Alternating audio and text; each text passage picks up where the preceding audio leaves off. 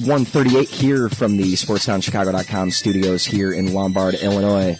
It's time to bring in my guy. He's my weekly guy, Gabe Salgado. We talk about all sorts of different stuff, college hoops. Last week we talked about arena football in Chicago and the status of that. But this week, Gabe really wanted to touch upon a big story locally that's also big kind of nationally, and will change the face of college football if something is done to this. It kind of starts the talks of unionizing the players and having the NCAA take care of its players. It's the Northwestern football players seeking to join their labor union. So I've got Gabe Salgado. He's a freelance writer on with me. Gabe, welcome back as always to the show.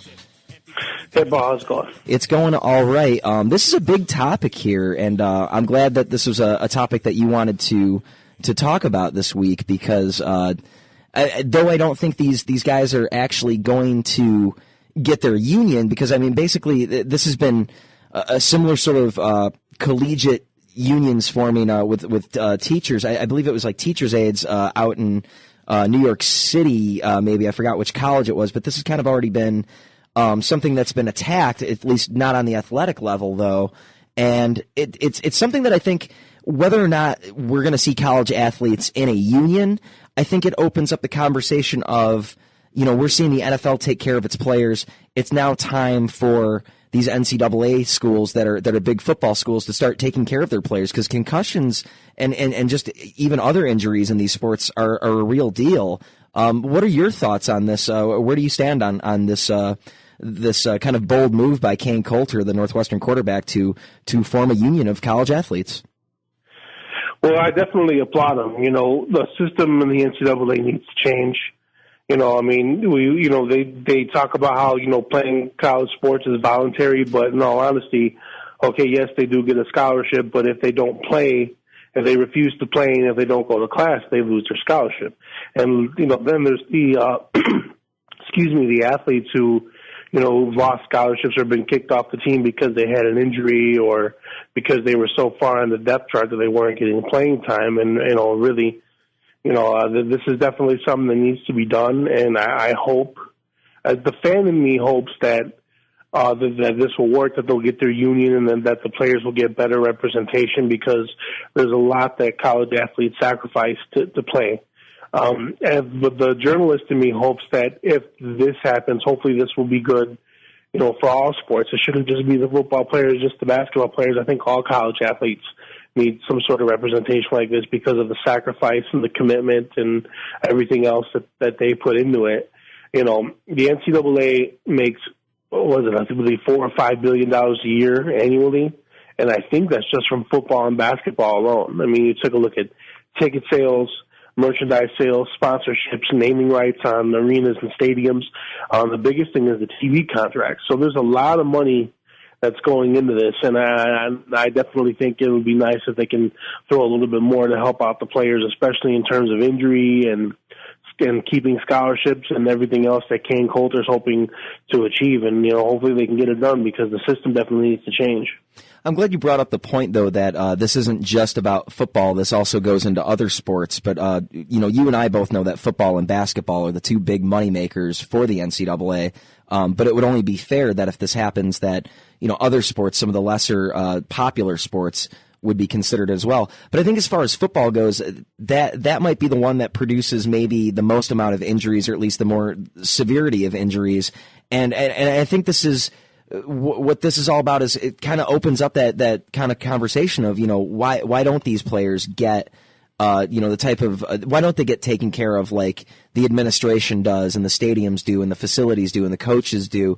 I mean, this is a big story on one end in Chicago, and then on the other end you have Notre Dame is now announcing the $400 million project to kind of expand the stadium and their athletic facilities, and it's kind of it seems kind of an oxymoron that we're in this, you know, this society where all of this money, it goes to college athletics but doesn't go to the players at all. And these players are risking their lives, you know, even, you know, just, you know, they're risking their health and well-being just to represent their university. And some of these guys don't even get scholarships and are playing, just for the love of the game and just, trying to really make a good go of it at school, like a legitimate, actually legitimately trying to get a degree and being a walk-on.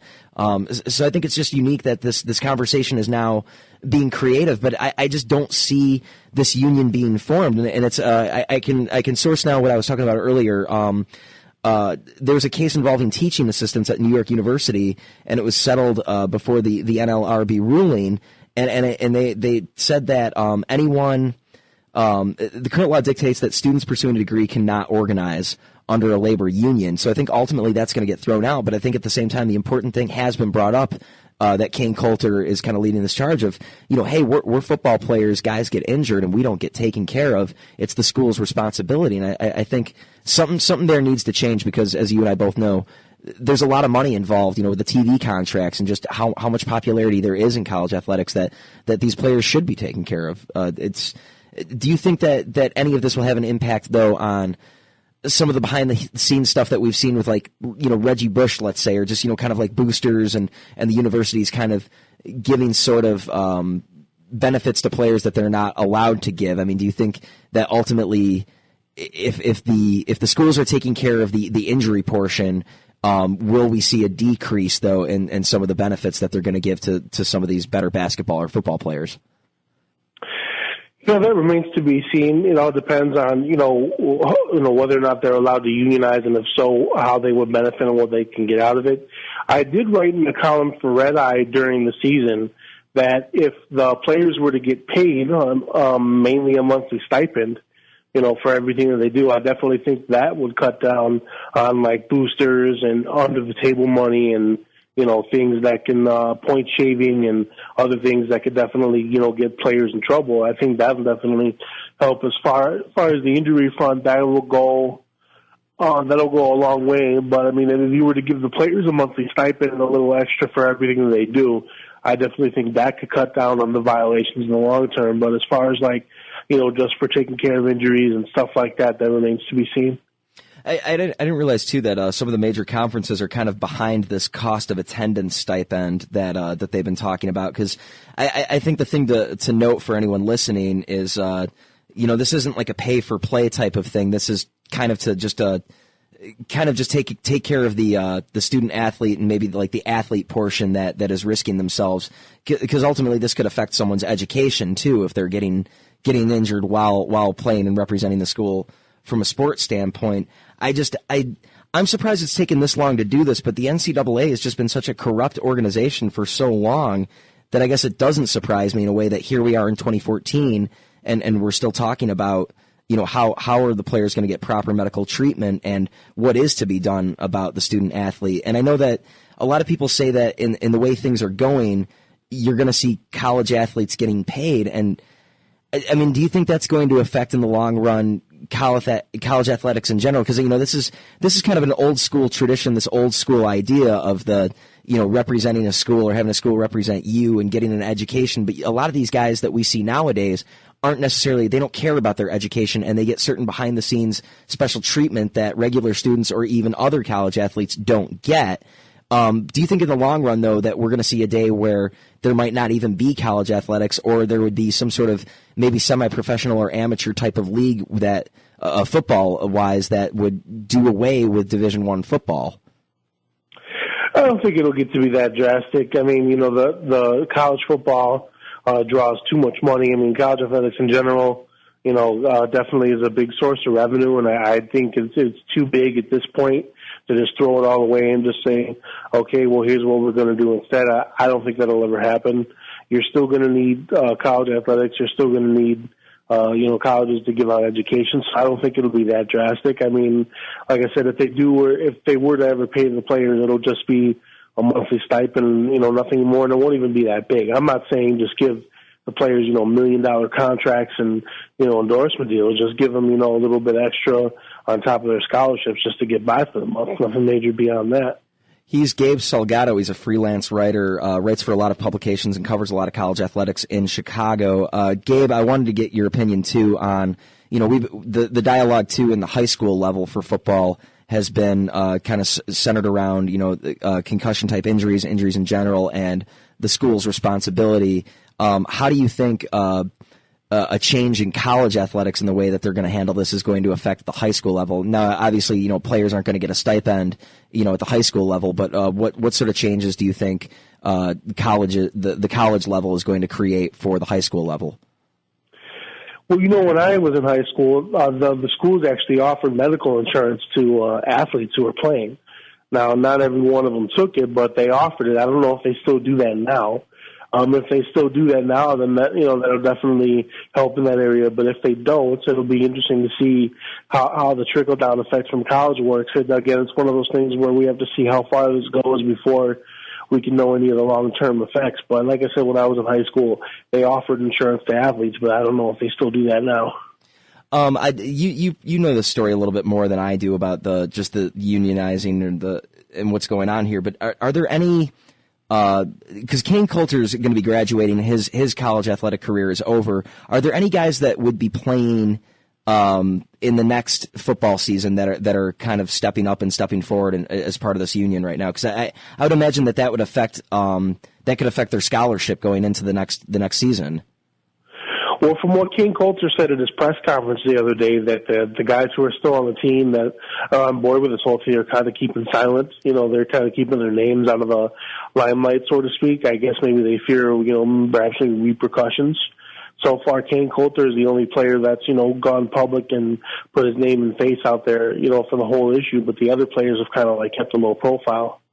And any final thoughts on this before? Because I wanted to get briefly to talk about Northwestern basketball while I got you here. But I mean, ultimately, I don't think that they're going to unionize, but I think this is going to kind of did what it did for the NFL, where it opens up the debate about the effects of concussions on players and what the responsibility of the school is. But do you got any final thoughts here about the unionization of the college athlete?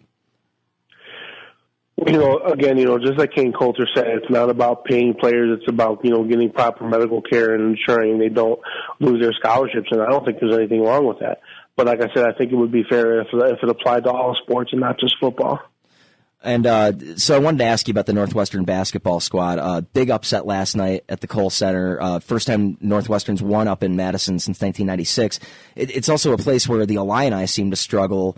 I know you've mentioned when I've asked you the last couple of weeks about Northwestern basketball that it's really about the defense, but it can't be that alone. I mean, what is it about Northwestern right now where they're able to really just turn it on at this point in the season? I mean, is it really Chris Collins' defensive system that's just really starting to click right now, or is there maybe something else involved in it too that is leading to this success right now for the Wildcats? Well, the defense is definitely a big part of it. That's kind of the identity that they've adopted this season. They knew that offense was going to be hit or miss, and it's been missed more often than not.